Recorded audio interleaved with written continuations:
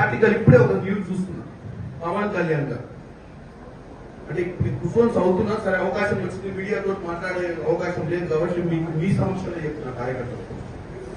పవన్ కళ్యాణ్ గారు కాంగ్రెస్ పార్టీ పాకిస్తాన్ కి సపోర్ట్ చేస్తే పాకిస్తాన్ పోమని చెప్పేటువంటి డైలాగ్ ఉంటుంది.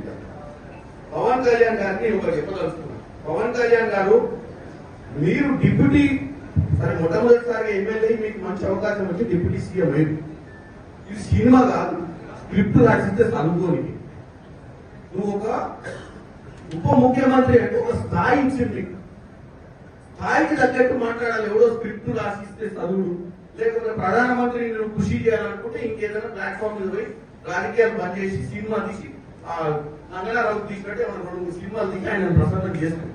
అంతే తప్ప నీకు ఒక అధికారమైన బాధ్యతలు ఇచ్చి ప్రజా సమస్యల మీద పోరాటం చేయాల్సినవి బాధ్యత లేకుండా కాంగ్రెస్ పార్టీ పాకిస్తాన్ లో సపోర్ట్ చేసుకుని ఒక ప్రచారం చేసే ప్రయత్నం చేస్తాం. కాంగ్రెస్ పార్టీ సెక్యులర్ గా ఈ దేశాన్ని కాపాడాలనుకుంటుంది.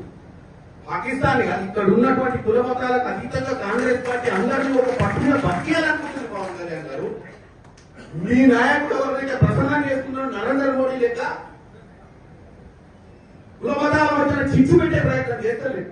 నీకు వాస్తవంగా నిలదీసే నరేంద్ర మోడీ ఎన్ని రోజులైంది? నలుగురు వచ్చి ముష్కరులు కాల్చిపోతే నలుగురిని పట్టుకునే దమ్ము ధైర్యం లేక పిట్టగదా ఎప్పుడో తిరుగుతుంది. ఏం ఇంటెలిజెన్స్ నడుస్తుంది దేశంలో? నలుగురు వచ్చి మిట్ట మధ్యాహ్నం కూడా బౌండరీ మీద కూడా కాదు, బోర్డర్ మీద కూడా కాదు, లోపలికి వచ్చి 100 కిలోమీటర్ల లోపలికి వచ్చి కాల్చిపోయిన నలుగురిని పట్టలే నువ్వు పిట్టకథ చెప్తే నువ్వు ఆ పిట్టకథ నువ్వు విని మళ్ళీ కాంగ్రెస్ పార్టీని విషప్రచారం చేసే ప్రయత్నం చేయడం అనేది వాస్తవంగా ఆంధ్ర ప్రజలు నీలాంటి ఉప ముఖ్యమంత్రిగా ఎన్నుకునేందుకు వాళ్ళ క్షేమియాలి.